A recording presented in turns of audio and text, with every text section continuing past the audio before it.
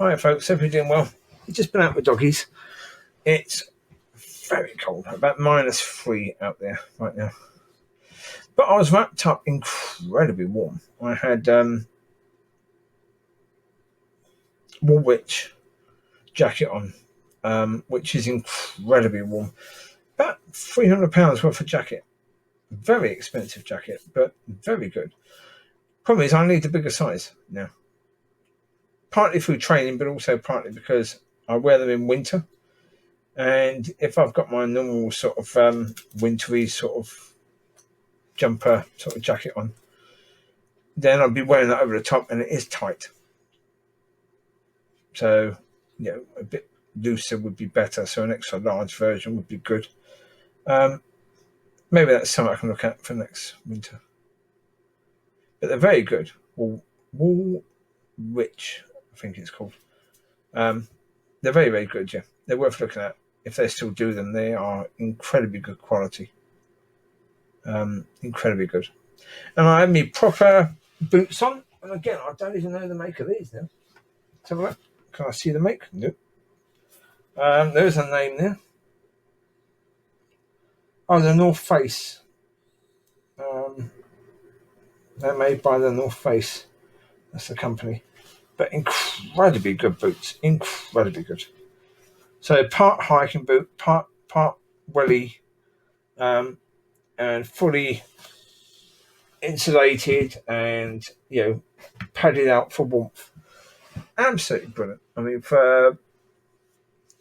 as I said before, I got these boots when I watched a program called The Gadget Show, and they showed the best sort of boots to be wearing on ice, and that was them. So that was about, gotta be 10 years ago I bought these boots. They're still in fantastic condition because I've hardly worn them, hardly need them. I mean, every year I wear them probably about 5 times a year. So it's about 50 times they've been worn so far. In 10 years. That's not bad. They'll last for quite a bit longer than I guess. But yeah. Oh, when I was getting the car out, I had to do it gently. Neighbours' boyfriend here. Parked his van basically where it's, probably not on purpose, it's just where we parked it. It just happened to be a case that, I was reversing to the right so I could go forward, park up, get the dogs through the back doors into the boot of the car, and then drive out that way. Now, because the Freelander is a taller vehicle than the vehicle he was using, as you're reversing, you can't see his bonnet. It's like, how much further can I go? So I got out the car, had a look. Right, that's close. So, right, but I've got nearly a foot in front where I can go. So hard left, forward about a foot, then hard right on the wheel, reverse about the same amount, 10 inches. And he comes rushing out, banging on the back door, screaming that I'd hit his van, which I hadn't. No. Anyone who's ever made contact with another vehicle knows that when you're in a vehicle and you make contact with another one, you hear it. I mean, unless you've got the radio on full blast, you hear it. It's that awful sound. As a car driver, when you hear that, it's a horrible sound. I've done it. I've gone into Betty's wall twice in 2 different cars. Just scraped it, and you hear it. It's bad. I reversed once in a car park into a parking spot when I had the original Civic that had a tow bar in it, and reversed into somebody's number plate, front number plate, damaged that. Could hear it crunch. It's unmistakable. And I had the phone recording. when I was in the car.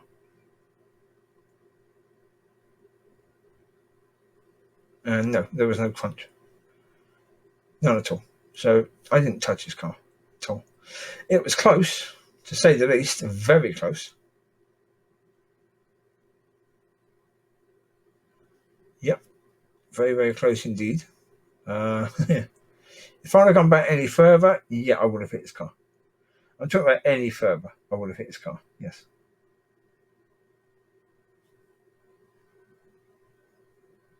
I mean, you probably could just about have got a cigarette paper between my bumper and this side of his vehicle. The corner of my bumper and the side of his vehicle, yeah. But yeah, so I just did again, hard left, forward, hard right, back a bit, then there you go, out. To get back in, I just drove on the grass, forward, reverse back into the parking spot. Easy enough. I could have gone out that way. That would have been easier if I had just done that, but yeah. But as I say, I did not go into his car. Bloody good job, actually, because if I had,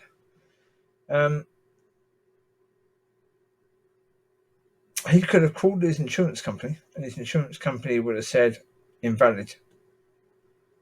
Claim is invalid because you drove somewhere while on lockdown that the doors of lockdown said you shouldn't be driving, you shouldn't be going to that place because your country's on lockdown. Yeah, the police would have dealt with him as someone who illegally travelled during lockdown. And so, yeah, by the law of the land, his vehicle shouldn't have been there in the first place. Well, because it's lockdown. Yeah, because we're in the lockdown, you don't go out visiting girlfriends during lockdown or friends. That's not what you're supposed to do. So, yeah, good job I didn't go into his car, really, because making a claim would have been difficult, to say the least. So, yeah, that wasn't necessary in him, was it? So, bye. But yeah, it's seriously cold. Oh, one other stupid thing is that obviously I wasn't wearing a mask because I'm in my car. No intention of coming to any contact with anyone else. I had a mask in my pocket, but wasn't going to be using it because I was going down the park walking the dogs, not coming into close contact with anyone else at all. But then, of course, he opened my door to have a go at me for hitting his vehicle. Now, if I had COVID, which I could have had COVID. I've never been tested for it. Is it possible that over the last 2 weeks I could have contracted COVID without knowing it? Yes, of course. Number of occasions I've been in contact with a number of people. Close contact. Who could, in theory, have had COVID. I've been around shops. You go around shops, it's quite easy to pick up COVID in a shop. Quite easy. Especially this new COVID, this new strain is supposed to be easier to catch. So, yeah, it's quite possible I've got it. In which case, he now has COVID.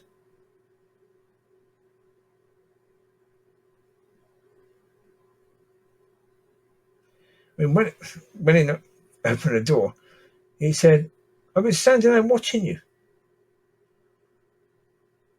And I said, excuse me, if you were standing there watching me, why didn't you just tap on my car and say, give me a second, I'll just move my car forward to make it easier for you to reverse out.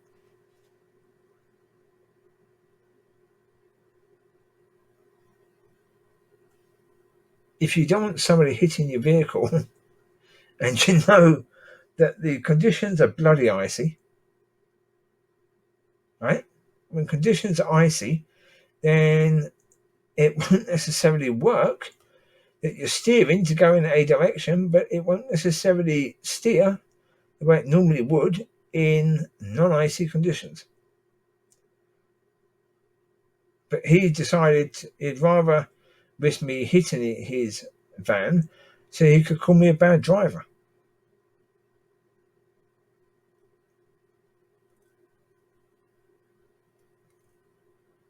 I'd rather be a bad driver than a bad person. And a bad person to yourself. You'd rather have your car hit than you move your car forward a tiny bit. You're standing there watching that somebody might go into your vehicle, but instead of thinking, let's move the vehicle forward a tiny bit so that doesn't happen. Just stand there watching it happen. Because what happened would be considered by some as a RTA or an RTI, road traffic incident, the police have to be told. So, yeah.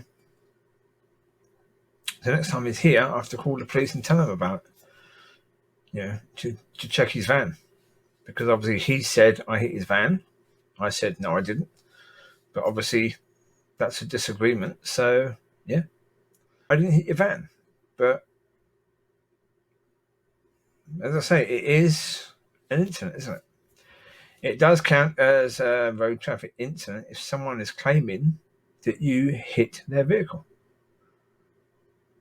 So, yeah, next time I see his van there, I will have to contact the authorities and just say, look, yeah, this incident happened last night.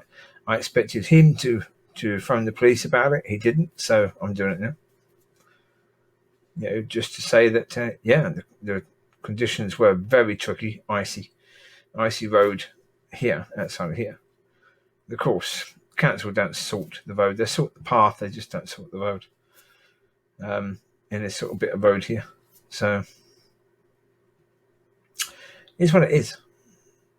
It's what it is. That's why you just got to be careful when you're driving. That's why I didn't take the Civic. That's why I took the other one, because Civic is not a four-wheel drive.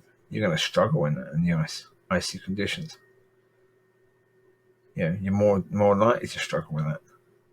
But in any conditions, if it's icy, that's what I was saying. Why on earth was he standing there watching? Because he can see the road is icy. He can see that himself. Now, in any car, if you come onto ice, you can steer, you can hit the brakes, nothing changes.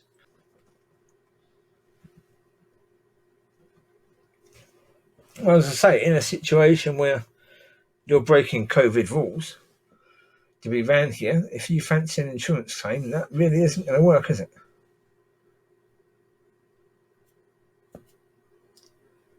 No. While he was there, I mentioned to him that I know that he was the one who keyed my previous car and who was whacking the windmills of it.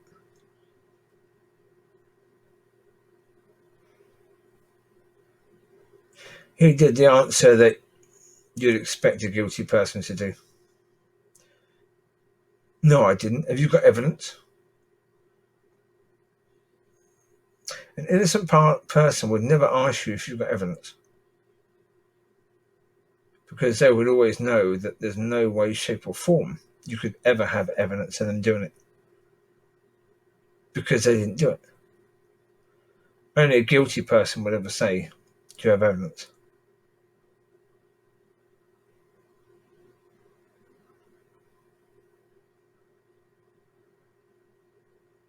So that was a unfortunate moment, really. There you go. It's what it is, isn't it? Fine. It is what it is. I've already spoken about that one on video anyway, and about my attitude towards that car being keyed. There's no point going into that again.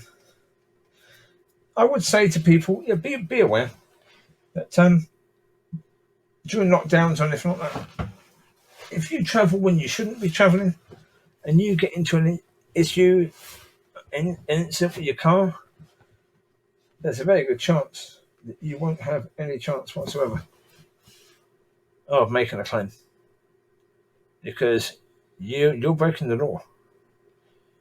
If you use your car in any way and you're breaking the law, and then you have an accident, guarantee you your insurance company will not pay out. No chance. Insurance companies would normally make it as difficult as they possibly can to pay out. So if you're breaking the law that leads up to this incident, then no. I mean, there's no difference really between somebody breaking the law with regards to breaking COVID rules and driving around and getting into an accident, or some other vehicle hitting their vehicle, to you using your vehicle in a bank robbery, but you're a driver and you're using your vehicle and you get into an accident while driving away from the police, and you then claim with your insurance company to repair the damage to your car. No chance. You think there's a difference? Not to your insurance company, there isn't, no.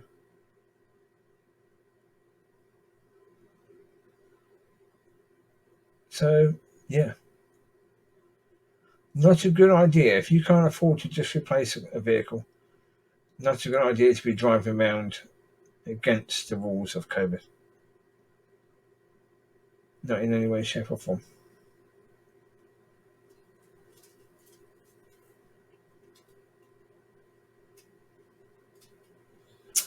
Anyway, that'll do you for now. There you go. It is cold. It's going to be a cold night, and I guess Chewie's going to be sleeping on my bed tonight. Yeah, I think he's still outside, so I better get him in. He's long-haired, so he'll be fine. He'll be nice and warm. All right. You take care. God bless. Bye-bye.